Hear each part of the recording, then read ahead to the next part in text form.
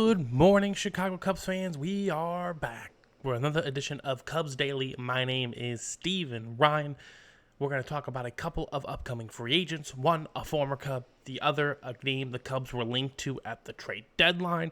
We're going to continue our series grading the Cubs' 2025 performance.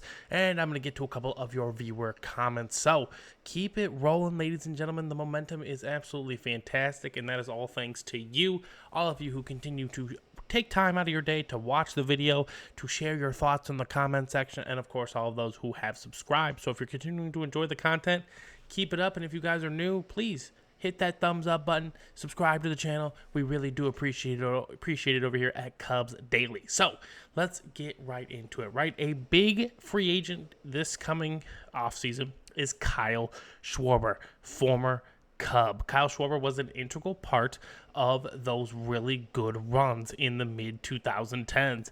During the World Series season, he did tear his ACL early on in the year, but he came back for the World Series and had a big rally starting hit in that one, which you love to see. He's just one of the best power hitters in the game today. He actually had a career year this year, hitting over 50 home runs and driving in 120 RBIs.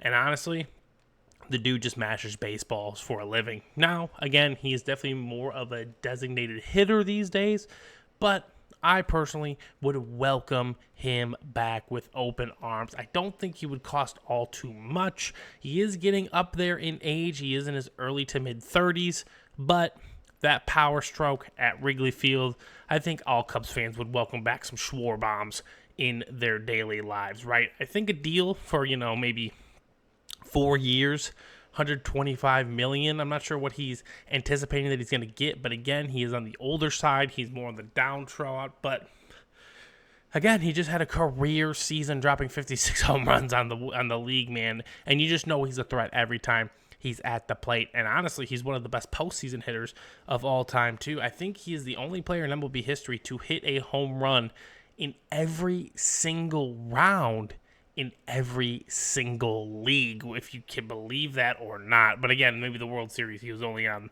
the National League for that. So again, Kyle Schwarber, one of the best hitters in the game today, power-wise at least, maybe not for average. But again, if he's hitting 250, he is absolutely a force. You could absolutely plug him in at DH and throw out Seiya in right field while Ian Happ continues to play left and PCA mans center field. So let me know in the comment section if you guys would be interested in Kyle Schwarber. How many years would you be looking at, and how much do you think the Cubs should give him? I'm guessing he's going to garner in between 20 and 30 million, but again, that's baseball, and I can't imagine he's going to do what he did last year. Again, Kyle Schwarber, 30, 35 home runs, easy money. I totally expect that out of him. But 56 and 120 RBIs, that is honestly a lot. Now, a more compelling name that I think the Cubs should really take a look at is one Zack Gallen, okay? Zack Gallen was in Arizona. He helped them finish out the year. He ended up not being traded, but I think that's because the price for him was a little too high. He was the ace of that staff, and Zack Gallen he's proven his worth in the postseason. He's helped the Arizona Diamondbacks get to the World Series. Now again, this year was a little bit more of a down year statistically for him, but there's definitely some moments in games this year where Zack Gallen was still Zack Gallen, and for moments and stretches of a season, he can absolutely help your team win a bunch of ball games. So he's only 30 years old, entering free agency. Maybe he's a 3 or 4 year type deal guy, maybe a little over $100 million, but a guy that I know can, step up to the plate when I need him, and a guy who I can implement at any point in the rotation and feel comfortable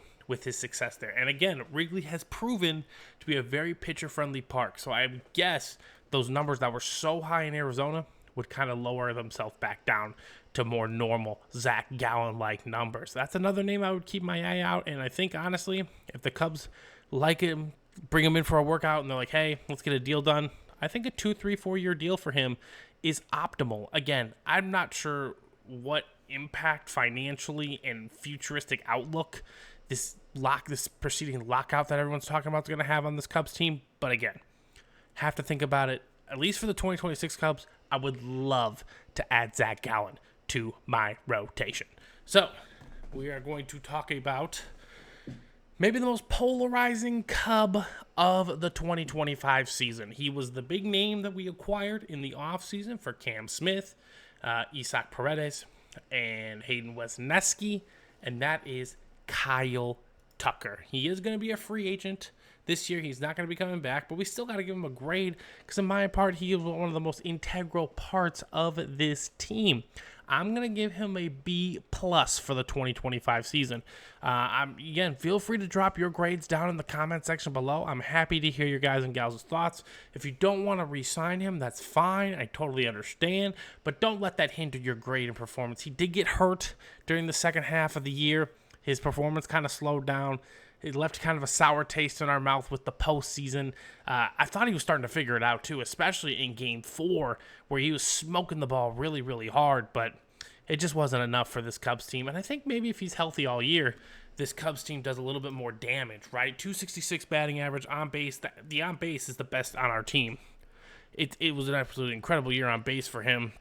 Slugging 464, really solid. That could have been more injury-based than we want to really think. Only 22 home runs and 73 runs batted in. But again, he really did miss a whole lot of that last month. And he struggled mightily in July and August. So I would really, really love to see a full healthy season of Kyle Tucker. I think the numbers would be dramatically better than what we were seeing right here. But this is all we have. This was our year. And I'm giving him that B plus. It's probably more of like a C plus for his, his own standards. But again, he was still a 4.5 WAR. Really one of the best players on this Cubs team. And again, every time at the plate, whether he was struggling or hitting well, he was just had a really, really good approach to the game and was able to draw walks constantly. And, even when he's struggling, you just know he was a threat to potentially break out at any point. So I am going to get to some of your guys and gals' comments as well. Let's start off first with our man XX Omar. He said, I would love the Cubs to get Tariq Skubal, but I think it's not going to happen. What Cubs do with Shota Imanaga and Jameson Taillon too. Shota, we would probably pick up his option, and then we would make him a part of the trade. That would be my thought process on this one there, Omar. And then Taillon, we only have for another season. And honestly, Tariq Skubal's on his last year of his deal as well. Cubs have a lot of expiring contracts going into the end of 2026, so it will be genuinely curious to see what we do with those. Now, on to the next one. We got our man Tom. This was from a video about Pete Alonso I did a couple days ago. He said, no thanks. I see no scenario where Alonso makes sense for the Cubs. Tom, I understand where you're coming from, right? The way Michael Busch finished off last season was absolutely incredible. There's no reason he should not take first base. And I think if we were to sign Pete Alonso, I don't think Pete Alonso should play first base. I would only want Pete Alonso to DH. I'm kind of starting to come around to the thought that although lefty bats in the lineup are really, really nice to have, it just kind of feels like that, maybe right-handed batters have a little bit more success at Wrigley Field specifically with the wind kind of going across from the lake into the city. So maybe Pete Alonso could show off more of his power than left-handed power hitters could in that scenario. So I don't know. That's just my thought. So again, ladies and gentlemen, continue to share your thoughts and comments down below. You could be featured on an episode of Cubs Daily. We're going to get an email here, get a mailbag session going here for the off season. So again, maybe drop comments and questions in the comment section. I will happily answer them. So I hope you all have a fantastic weekend, and I will see you in the next one. Peace.